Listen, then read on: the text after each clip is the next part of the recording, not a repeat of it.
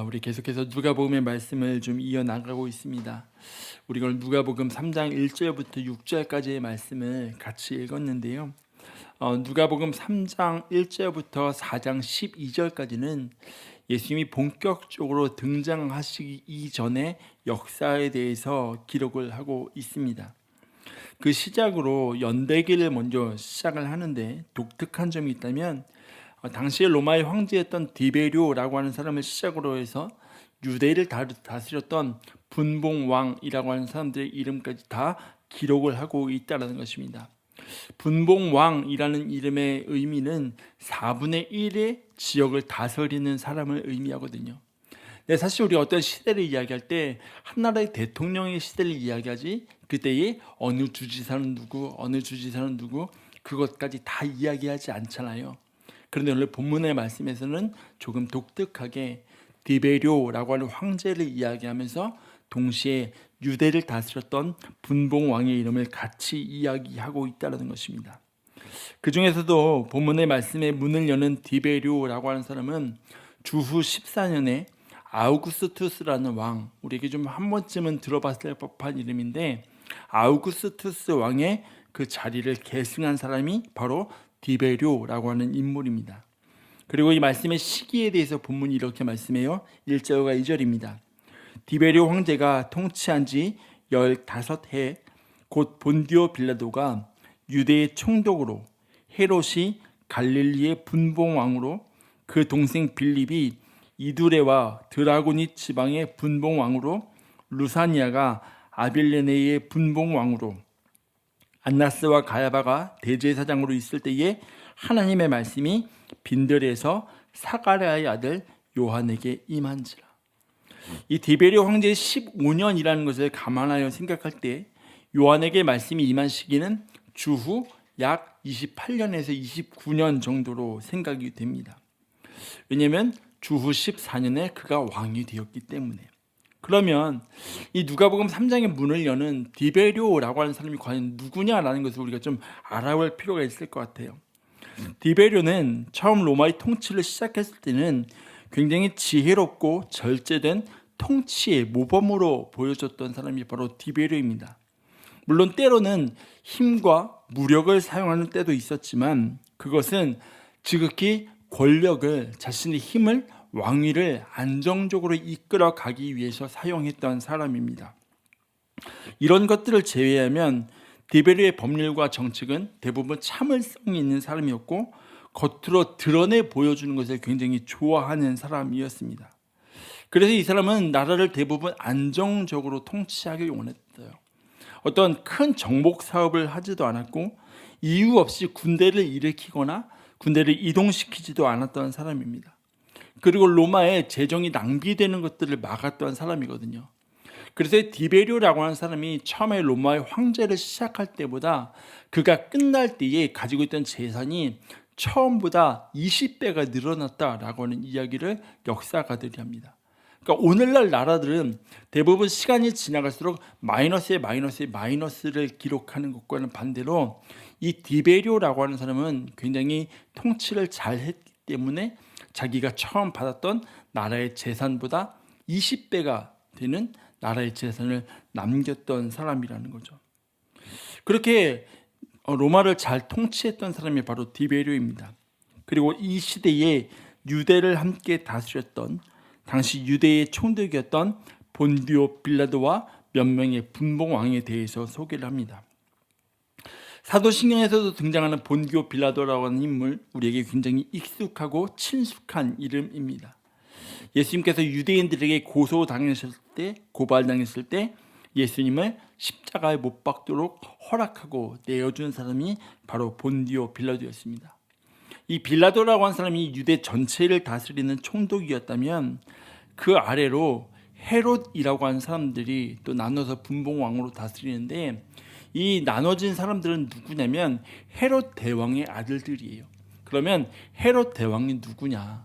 마태복음을 보면 동방박사들이 헤롯 왕궁을 찾아갔을 때 우리가 왕으로 나신 이를 찾는다고 했을 때 그때 너희가 왕을 찾거든 내게도 알려주어서 나도 그에게 가서 경배하게 해달라고 했던 왕, 그리고 동방 박사들이 자기네 동네로 그냥 돌아간 걸 알고 모든 역류와 살해를 저질렀던 그 헤롯의 아들들이 지금 나라를 나누어서 다스리고 있었다라는 것입니다. 그리고 이때 헤롯 대왕은 무엇을 했냐면 나라의 헤롯 대왕의 아들들은 로마라는 이름 안에서 그 강력한 힘을 가지고 유대에 살아가는 사람들에게 막대한 세금을 거두어 드리는 일을 했었던 사람들입니다. 그래서 그 세관원 중 대표적인 사람이 누구예요? 우리가 잘 아는 삭개오. 유대인이지만 로마에 붙어서 유대 사람들의 피를 빨아먹었던 사람 삭개오. 그리고 로마의 사람들은 분봉왕들은 유대로부터 수많은 돈을 거두어 드렸던 사람들. 그 당시에 경제적으로 얼마나 힘들었냐를 이야기하는 하나의 좌표가 있다면 무엇이냐면 그 당시 유대의 사람들은 세금을 내는 것 때문에 힘들어서 하루에 한 끼밖에 먹지 못했다라는 기록이 있을 정도입니다.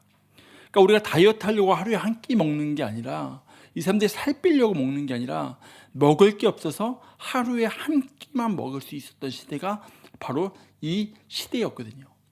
그러니까 예수님이 오병이어의 사건을 일으키셨을 때 사람들이 나타나는 반응이 예수님을 데려다가 자신들의 왕으로 삼으려고 했던 이유가 그냥 나타난 게 아니거든요. 예수님 앞에 갔더니 뭔가 먹을 게 생기네?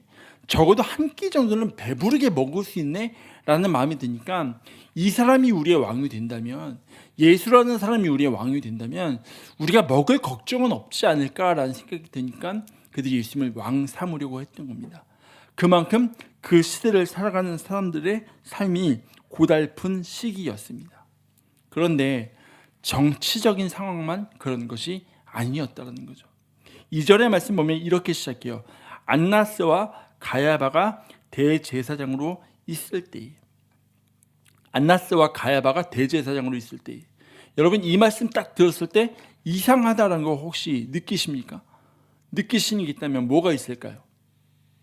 안나스와 가야바가 대제사장으로 있을 때에 혹시 이 말씀을 들으면서 이상한 걸 딱 캐치하셔야 되는데 그것은 뭐냐면 유대의 법에 의하면 그 당시에 제사장은 여러 명일 수 있지만 대제사장은 그 시에는 한 명이어야만 합니다. 유대 법적으로 따지면 대제사장이 죽은 후에 그 아들이 대제사장의 자리를 물려받게 되어 있어요. 당시에 대제사장은 한 명이어야만 해요. 그런데 오늘 말씀에 보면 뭐라고 이야기하냐면 안나스와 가야바가 대제사장으로 있을 때에, 한 시대에 대제사장이 두 명이 있는 시대가 이 시대였다라는 거죠. 그리고 이들의 관계는 사위와 장인의 관계였습니다. 요한복음 18장 12절과 13절입니다. 이에 군대와 천부장과 유대인의 아랫사람들이 예수를 잡아 결박하여 먼저 안나스에게로 끌고 가니 안나스는 그 해의 대제사장인 가야바의 장인이라. 지금 장인어른과 사위가 같이 동시대에 대제사장에 있는 거예요. 아니 이게 어떻게 가능한가라고 생각해 보면 이때 유대를 다스리는 것은 로마였거든요. 로마의 분봉왕이 자리를 잡고 내가 원하는 사람, 내가 시키고 싶은 사람을 대제사장으로 세웠던 거예요. 하나님의 법과 율법이 뭐라고 말씀하는 것과 관계없이 그냥 너 지금 대제사장 하지 마. 내가 원하지 않아. 대신 네가 해. 라고 하면서 대제사장을 마음대로 임명하고 자르기도 하는 시대가 바로 이 시대였다라는 거죠. 그러니까 정치적으로는 암울하고 경제적으로는 바닥을 찍고 종교적으로도 정상적이지 않은 시대가 바로 이 시대였다라는 거죠. 그런데 이때 세례 요한에게 하나님의 말씀이 임했다라고 이야기를 합니다. 정치적으로 가장 어려운 시기, 종교적으로 어지러운 시기, 경제적으로 가장 바닥을 치고 있는 이 시기에 하나님의 말씀이 세례 요한에게 임했다라는 거죠. 여러분 구약 성경의 마지막 책인 말라기 4장을 끝으로 마태복음 1장까지 우리가 장수를 넘기는 데는 채 2, 3초가 걸리지 않습니다. 하지만 실제로 구약 성경과 신약 성경의 사이에는 약 400년의 갭이 있거든요. 그리고 우리는 이 시기를 가리켜서 신약과 구약의 중간 시대라고 이야기합니다. 그리고 이 시대는 하나님의 말씀이 없었던 영적인 암흑기라고 이야기를 합니다. 하나님께서 어떠한 선지자를 보내시지도 않았고 하나님께서 어떠한 예언자를 보내시지도 않고 아무런 말씀이 없으셨던 시기가 바로 구약과 신약의 중간 시대입니다. 마치 사사시대가 그랬던 것처럼. 사무엘상 3장 1절에 보면 이렇게 말씀합니다. 아이 사무엘이 엘리 앞에서 여호와를 섬길 때에는 여호와의 말씀이 희귀하여 이상이 흔히 보이지 아니하였더라. 여러분, 이 시대에 대해서 하나님의 말씀을 듣지 못하던 시대다라고 이야기하잖아요. 하나님의 말씀 자체가 거의 나타나지 않던 시대다라고 말합니다. 그 시대가 그랬습니다. 온전히 사람에 의해서 이끌려가던 시대였습니다. 사람의 말씀보다 사람의 생각이, 사람의 계획이, 사람의 말이 더 강하게 힘이 있던 시대가 바로 그 시대였습니다. 내 주장, 내 고집, 내 생각에 의해서 움직이던 시대였다는 거죠. 그리고 이런 시대의 모습은 예수님께서 사역을 시작하시기 직전까지 똑같았다는 거죠. 그런데 여러분, 그거 아십니까? 오늘 우리의 모습이 그렇다는 거. 아니, 정확하게 말하면 우리 시대는 하나님의 말씀을 들으려고 애쓰지 않는 시대입니다. 아이러니한 것은 영적인 풍요 시대 속에서 영적인 빈곤의 시대를 우리는 살아가고 있습니다. 분명히 외쳐지는 소리는 많은데 그 속에서 우리에게 다가오는 말씀, 우리가 마음으로 받는 말씀은 거의 없다라는 거죠. 그러면서 우리는 여전히 하나님의 말씀에 갈함의 시대를 살아가고 있습니다. 왜 그럴까? 왜 그럴까? 하나님의 말씀을 듣기 위한 몸부림이 없기 때문 아닐까라는 생각을 하게 됩니다. 이번 주 월요일과 화요일에 저희 집 둘째 아이가 몸이 아파서 학교를 못 갔거든요. 하루는 집에 돌아오는 길에 아내가 저에게 전화를 하더라고요. 아이가 게토레이를 마시고 싶었는데 게토레이를 좀 하나만 사다 달라고. 그래서 집 앞에 있는 마트를 들려서 아이에게 어떠한 맛을 원하는지 전화를 했습니다. 전화를 2번 하고 전화를 3번 해도 아이가 받지를 않는 거예요. 그래서 큰아이에게 전화를 했거든요. 야, 둘째 아이 좀 바꿔봐. 이러고 바꿨어요. 아빠가 지금 게토레이를 사러 왔는데 너 어떤 맛을 원하는지 물어보기 위해서 너에게 전화를 했어. 근데 너 왜 전화 안 받아? 라고 물어보면서 좀 짜증을 냈습니다. 그랬더니 아이가 이렇게 대답하는 거예요. 나 지금 공부하느라고 셀폰을 방해 금지 모드로 해놨어 라고 이야기하는 거예요. 저는 문화 충격이었어요. 공부한다고 셀폰을 방해 금지 모드로 해놓는다고? 난 설계 준비할 때도 그렇게 안 하는데 공부하는데 방해 금지 모드를 해놓는다고? 거의 저한테는 문화 충격 수준이었거든요. 저희 큰애는 절대 그러지 않아요. 멀티플레이어예요. 수학 문제 풀다가도 연락이 오면 바로 답해줘야 하는 그런 아이. 근데 자기가 집중하기 위해서 셀폰을 그렇게 해놓는다고? 저는 그게 되게 문화 충격으로 다가오더라고요. 근데 그러면서 오늘 말씀 준비하는데 이런 생각이 들더라고요. 우리는 하나님의 말씀을 듣기 위해서 주변의 시끄러운 소리를 얼만큼까지 차단하고 있는가라는 생각. 여러분, 카톡 소리부터 시작해서 SNS 알림까지 우리는 소리의 홍수 시대를 살아가고 있습니다. 굳이 내 셀폰 소리가 아니어도 주변에서 들리는 소리들만 해도 만만치 않습니다. 지난해 한국의 한 온라인 사이트에 그런 글이 올라와 있어요. 대중교통을 탔는데, 버스를 탔는데, 지하철을 탔는데 내 셀폰 소리가 아니라 주변에서 들리는 여러 알림 소리 때문에 내가 뭘 할 수가 없었다고. 그게 우리가 살아가는 시대의 모습이라는 거죠. 그런데 중요한 것은 우리는 내 셀폰에서 울리는 그 알람 소리들에는 굉장히 민감하게 반응을 하고 있다는 것입니다. 그러면서도 정작 하나님의 음성을 듣기 위해 우리가 얼마나 민감함을 추구하고 있느냐라는 거죠. 아마도 세례 요한이 살아가던 시대도 그렇지 않았을까라는 생각을 하게 됩니다. 하나님의 말씀이 없던 시대이기도 했지만 어쩌면 삶의 자리에 팍팍함으로 인해 무엇인가를 들을 여유조차도 없을 그런 때였습니다. 그러면서 동시에 로마 압시 아래에서 살아가면서 그 삶에 길들여져 있는지도 모르겠습니다. 그 가운데 본문의 말씀을 보면 세례 요한이 광야에 있을 때 하나님의 말씀이 그에게 임했다라고 말씀합니다. 세상의 소리와 단절된 자리에 있을 때 하나님의 말씀이 그에게 임해요. 그리고 이렇게 말씀합니다. 4절부터 6절입니다. 선지자 이사야 책에 쓴 바 광야에서 외치는 자의 소리가 있어 이르되 너희는 주의 길을 준비하라. 그의 오실 길을 곧게 하라. 모든 골짜기가 메워지고 모든 산과 작은 산이 낮아지고 굽은 것이 곧아지고 험한 길이 평탄해질 것이요 모든 육체가 하나님의 구원하심을 보리라 함과 같으니라. 이 말씀은 이사야 40장 3절부터 5절의 말씀입니다. 전체가 66장으로 되어진 이사야는 40장을 전후로 해서 내용이 분위기가 확 달라지거든요. 39장까지는 심판의 말씀을 계속해서 선포하십니다. 그런데 그 심판을 향한 말씀을 계속해서 선포하다가 40장의 첫 말씀이 뭐냐면 너희들은 위로하라, 내 백성을 위로하라는 말씀입니다. 바벨론에서 포로로 살아가는 이들의 아픔과 어려움, 그들의 지침을 하나님이 위로하라고 말씀하셔요. 그리고 이어지는 말씀이 여호와의 오실 길을 준비하라는 말씀입니다. 근데 여러분 생각해 보세요. 바벨론에서 살아가는 사람들에게 있어서 여호와의 오실 길을 준비하라는 이 말씀은 굉장히 이질적으로 들렸을 겁니다. 왜냐하면 그들이 보았던 바벨론의 문화와는 전혀 달랐기 때문이죠. 당시 바벨론에는 화려한 길이 있었습니다. 잘 닦여진 삐까 번쩍한 길이 있었습니다. 그리고 그 길의 용도는 다른 것이 아니라 사람들이 신상을 만들어서 그 신상을 데리고 다니기 위한 목적으로 만들어진 화려한 길이었습니다. 분명히 신이라고 불리는 것인데 그들이 그 신이 바벨론 사람들을 이끌어가는 게 아니라 오히려 이 신상이 사람들에 의해서 무기력하게 끌려 다녀야 하는 모습을 바벨론에서 그들이 보았다는 거죠.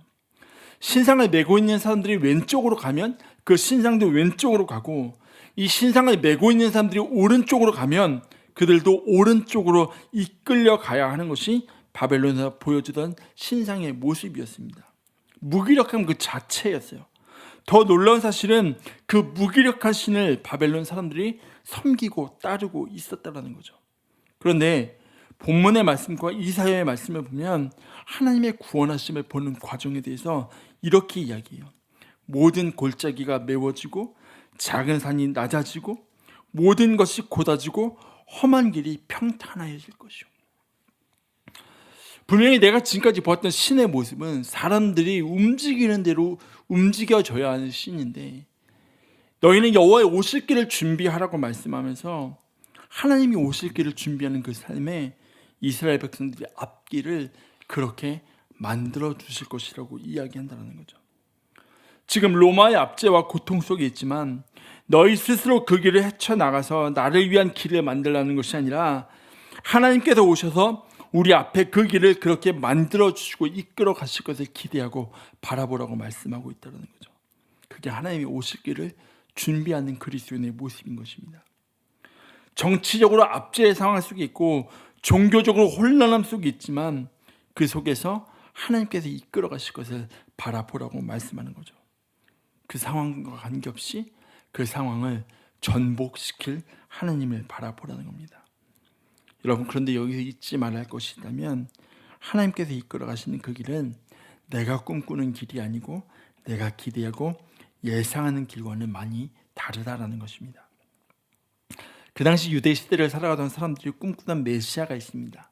그들이 기다리고 기대하던 메시아가 있습니다. 그것은 정치적으로 힘이 있는 메시아였습니다. 힘을 가지고 로마의 압제로부터 자신들을 구원해줄 강력한 능력을 가진 메시아를 그들은 기다렸습니다. 그런데 하나님께서 메시아 보내시는 메시아의 모습은 그렇지 않았습니다.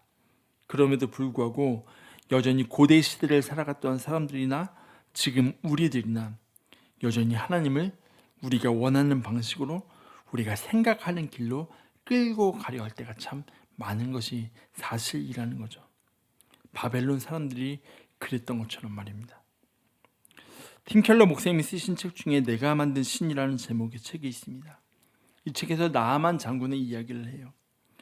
아람에서 문둥병의 문제를 해결하지 못한 나아만은 여종의 한마디의 말, 내 주인이 우리나라에 있는 선지자 앞에 가면 괜찮을 것 같습니다 라는 그 한마디의 말을 듣고 이스라엘로 발걸음을 옮기게 됩니다.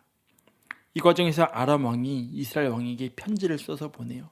야, 우리의 군대 장관 나아만을 보내는데 고쳐줘 라고 편지를 써서 보냅니다. 나아만은 아마 이 편지 한 통만 가더라도 이미 절반은 내가 나았을 것이라는 믿음을 가지고 이스라엘 땅으로 옮겨갔을 것입니다. 그리고 이스라엘을 찾아간 나아만은 하나님이 내 지위에, 내 상황에, 내 백그라운드에 걸맞게 나를 대우해 주실 것이라는 기대를 가지고 있었습니다. 그래서 엘리사가 나아만에게 그렇게 이야기하잖아요. 요단강 가서 7번 씻으라고 해. 요단강 가서 7번 씻으라고 해. 라는 말을 직접 나와서 전한 것도 아니고 그의 종 게하시를 통해서 전했을 때 나아만의 반응이 이래요. 열왕기하 5장 11절입니다. 나아만이 노하여 물러가며 이르되 내 생각에는 그가 내게로 와서 그의 하나님 여호와의 이름을 부르고 그의 손을 그 부위 위에 흔들어 나병을 고칠까 하였도다. 대아람의 군대 장관이 왔는데 날 이렇게 대접한다고?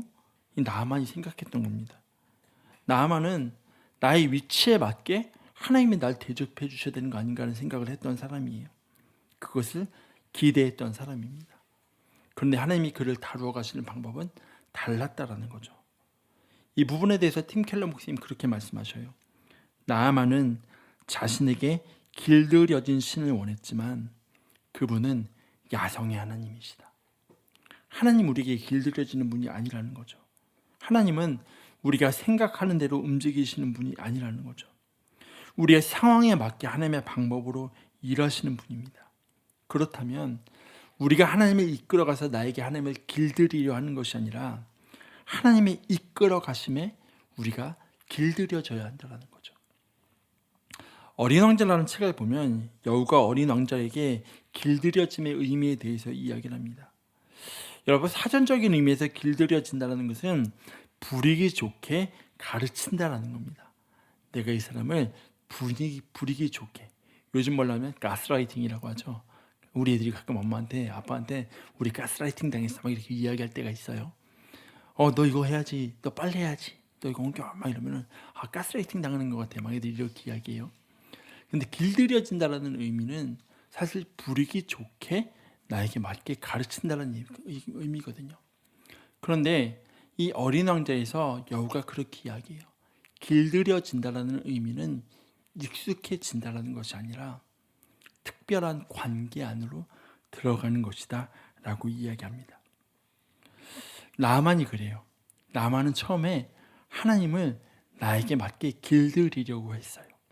그런데 그가 하나님께 길들여지기 시작할 때에 이방 땅 아람으로 돌아가서도 하나님과의 특별한 관계를 맺는 사람이 되는 것을 우리가 성경을 통해서 보게 됩니다. 우리가 하나님께 길들여진다는 것은 그런 의미거든요. 하나님이 우리를 좌지우지 마음대로 하시도록 우리가 그렇게 하나님의 밑으로 들어간다는 의미가 아니라 하나님과의 특별한 관계 안으로 들어가는 것. 그리고 그러한 하나님께 길들여진 삶에 대해서 오늘 본문의 말씀은 마지막에 이렇게 이야기해요. 모든 육체가 하나님의 구원하심을 보리라. 하나님께 길들여진 삶의 모습입니다. 로마의 압제 아래에서 살아가던 삶의 방식을 포기하고 내게 편안한 길을 포기할 때 경험되는 은혜가 있는 겁니다. 때로는 그 길이 지금까지와의 길과는 완전 다른 길이어서 불안함이 있을지도 모르겠지만 그 과정을 통해 하나님의 구원하시는 손길을 우리는 경험하게 되는 것이죠. 민수기 10장을 보면 모세의 장인 호밥이라는 인물이 등장합니다. 호박이 아니고 호밥입니다. 아마 우리에게는 굉장히 생소한 이름의 인물일 것입니다. 이 사람에 대해서는 여러 의견들이 있어요. 모세의 장인인 이드로라고 하는 인물과 동일한 인물이라는 의견도 있고, 이드로의 아들이라는 의견도 있고, 이 호밥이라는 인물에 대해서는 아직 명확하게 그가 어떠한 사람인지는 드러나 있지 않습니다. 하지만 한 가지 확실한 것이 있다면 그가 광야에서 자라고 광야에서 생활했고 누구보다 광야에 익숙한 사람이라는 것입니다. 출애굽을 하고 이제 광야 생활을 시작하며 처음 이 길을 가는 이스라엘 백성들에게 꼭 필요한 인물입니다. 이스라엘 백성에게도 그리고 그들을 이끌고 가는 모세에게도 이 호밥이라는 인물은 너무너무 중요한 인물입니다. 그래서 모세가 호밥에게 이렇게 제안을 해요. 민수기 10장 29절의 메시지 성경을 보겠습니다. 모세가 자신의 처남 호밥에게 말했다. 그는 미디안 사람이자 모세의 장인인 르우엘의 아들이었다. 이제 우리는 하나님께서 내가 너희에게 주겠다고 약속하신 곳으로 행진할 것이네. 우리가 자네를 선대할 테니 우리와 함께 가세. 하나님께서 이스라엘에게 좋은 것을 약속해 주셨다네 라고 이야기합니다. 모세가 호밥에게 우리랑 같이 가자라고 제안을 해요. 너에게 가지고 있는 그 광야에 대한 지식과 경험과 노하우가 우리에게 너무 필요하니까 우리 같이 가자라고 제안을 합니다. 그런데 그 후에 말씀을 보면 호밥이 거절해요. 나는 같이 가지 않겠습니다. 나는 내 갈 길이 있습니다. 모세가 또 한 번 이야기해요. 우리랑 같이 가자. 너는 우리에게 너무너무 필요한 인물이다. 같이 가자라고 한 번 더 호밥에게 제안을 하고 부탁을 합니다. 그리고 성경은 호밥이 어떠한 결정을 내렸는지에 대해서 그가 같이 갔다? 같이 갔지 않았다? 라는 이야기를 전혀 하고 있지 않아요. 궁금하잖아요. 그런데 그 이후의 말씀을 보면 이런 말씀을 보게 돼요. 민수기 10장 33절과 34절입니다. 그들은 행진했다. 호밥이 같이 있는지 없는지 몰라요. 그들은 행진했어요. 그런데 들어보세요. 그들은 하나님의 산을 떠나서 하나님의 언약궤를 앞세우고 사흘길을 행진해 진을 칠 곳을 찾았다. 낮에 그들이 진영을 떠나 행진할 때면 하나님의 구름이 그들 위에 머물렀다. 지금까지 이스라엘 백성들이 여기까지 걸었던 방식이 있어요. 그게 뭐냐면 앞에 6지파가 가고 가운데 언약궤가 있고 그 뒤로 6지파가 걸어왔던 그들의 대열이 있어요. 그런데 호밥에게 함께 가자, 나는 가지 못한다, 함께 가자라는 제안이 있고 그 후에 이어지는 말씀이 뭐냐면 언약궤가 3일길을 앞서 갔다라고 말씀해요. 이 말이 뭐예요?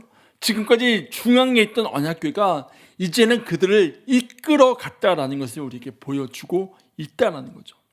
호밥의 노하우가 아니라, 호밥의 광야에 대한 지식이 아니라, 호밥이 가지고 있던 광야에 대한 경험이 아니라 여호와의 말씀이 그들을 이끌어 가셨다라고 말하는 거죠.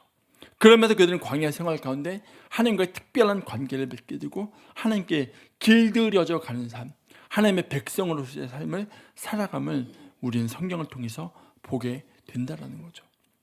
여러분, 하나님께 길들여진다라는 것, 그것은 내 뜻과 내 생각, 내 주장 다 내려놓고 주의 말씀을 따라간다라는 것입니다. 그리고 그곳에서 하나님이 저와 여러분의 삶을 향해 일하심을 함께 보는 것, 그것이 바로 하나님께 길들여져 가는 삶입니다. 이제 말씀을 이렇게 마무리하려고 합니다. 미국의 기독교 방송국에서 700클럽과 리빙 더 라이프를 진행하는 테리 뮤젠이라고 하는 방송인이 있습니다. 이 여인은 우연히 우크라이나 출신의 세 고아 자매의 이야기를 듣게 됩니다. 그런데 하나님이 이 여인에게 갑자기 그런 마음을 주시는 거예요.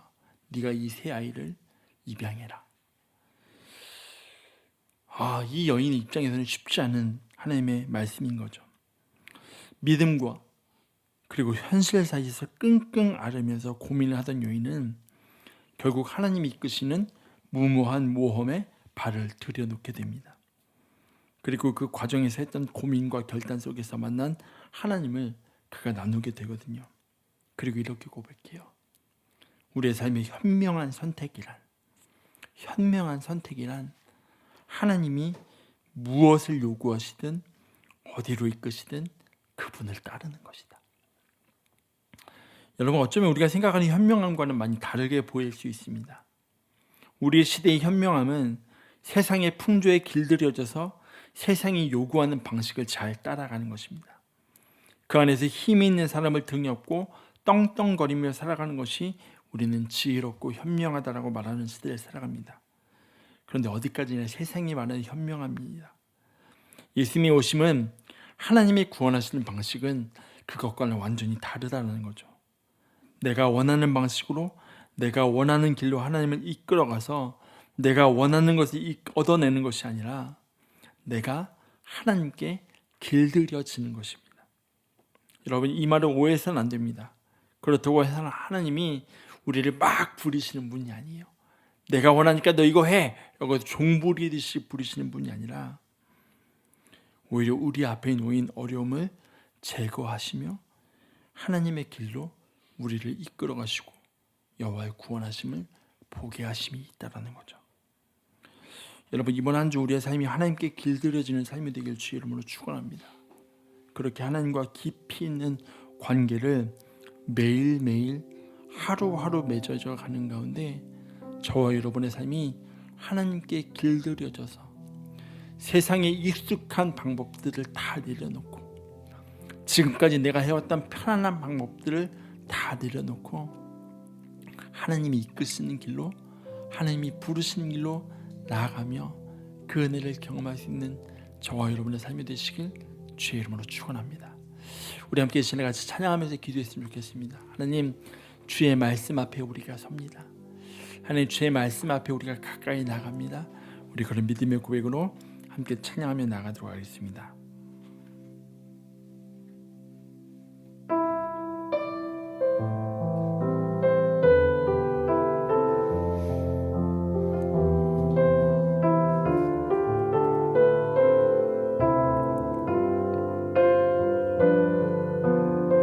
말씀 앞에서 경외함으로, 말씀 앞에서 경외함으로 주께 홀로 섭니다. 생명의 말씀, 생명의 말씀 읽고 순종해 주를 예배함. 한 번 더 말씀 앞에서, 말씀 앞에서 경외함으로 주께 홀로 섭니다. 생명의 말씀 읽고 순종해 주를 예배합니다. 기록된 말씀, 기록된 말씀 힘이 있어서 진리로 우리 거룩해 하며, 거룩한 말씀 세세 영원히 복음이 되어 말씀하시네. 하나님 말씀에, 하나님 말씀에 두려워 떠는 자, 그 말씀에 생명을 거는 자 한 사람 찾으시는 주님의 약속을 믿어 하나님 말씀에 운명을 거는 자, 순종하며 주 따라가는 자, 영원한 하나님 나라 이뤄갈 주의 교회여, 일어나. 주 말씀은, 주 말씀은 우리를 구원에 이르는 지혜이니 목숨과 내 뜻 다해 주 말씀에 복종하라. 하나님 말씀에 두려워 떠는 자, 그 말씀에, 그 말씀에 생명을 거는 자 한 사람 찾으시니 주님의 약속을 믿어 하나님 말씀에 운명을 찾아 순종하며 순종하며 주 따라가는 자 영원한 하나님 나라 이뤄갈 주의 교회여 일어나라. 우리 한번 기도했으면 좋겠습니다. 하나님, 내가 지금까지는 나의 삶에 하나님을 길들이려 했다면 하나님, 내가 하나님께 길들여지는 삶을 살게 합니다. 하나님, 이 한 주간 살아가며 하나님 나의 뜻에 하나님의 뜻을 맞추려 했다면 하나님, 내가 하나님께 길들여져서 하나님의 구원하심을 보게 하시고 나의 삶을 이끌어가신 하나님의 방식 앞에 온전히 내가 나의 생각과 나의 고집과 나의 계획을 내려놓게 하여 주시옵소서. 우리 이런 기도 제목 가지고 같이 하나님 앞에 기도하며 나가도록 하겠습니다. 기도합시다. 하나님, 고맙고 감사드립니다. 하나님, 오늘도 우리가 하나님 앞에 나와 하나님의 은혜를 구하고 하나님의 말씀을 구하며 하나님의 살계심을 구하고 하나님의 얼굴을 구하며 주 앞에 가까이 나갈 수 있도록 허락하신 주님 감사드립니다. 하나님, 우리가 지금까지 살아오면서 하나님 나의 뜻과 나의 생각과 나의 계획에 하나님을 맞추려 했다면, 하나님을 내게 길들이게 하려고 했다면 하나님, 이제는 나의 생각을 털어놓고 우리의 삶이 하나님께 길들여지는 삶을 살아가게 하나님 도와주시옵소서. 우리의 삶을 이끌어가신 하나님의 방식 앞에 우리가 모든 것들을 다 내려놓게 하시고 내가 원하는 방향으로, 내가 원하는 것으로, 내가 계획한 것으로 하나님을 이끌어가는 신앙이 아니라 하나님 나를 이끄시는 대로 순종하며 나갈 수 있는 하나님 그런 삶이 되게 하나님 도와주시옵소서. 하나님, 그래서 우리의 삶의 자리가 하나님의 임재를 깊이 경험한 자리가 되게 하시고 우리의 삶의 자리가 하나님의 일하심을 경험한 자리가 되게 하시며 우리의 삶의 자리가 하나님의 살아계심을 경험한 자리가 되게 하나님 도와주시옵소서. 그렇게 우리의 삶의 자리 가운데, 우리의 신앙의 자리 가운데, 우리의 믿음의 여정 가운데 우리를 이끌어가시는 하나님의 놀라운 은혜를 하나님 날마다 경험하며 하나님께 가까이 나갈 수 있도록 하나님 도와주시옵소서. 하나님, 주의 은혜를 바라봅니다. 하나님, 주의 은혜를 갈망합니다. 하나님, 주께서 우리의 삶의 주인 되시고 하나님 이끄시며 다스리시고 하나님 붙들어 주시옵소서. 하나님 고맙습니다. 하나님,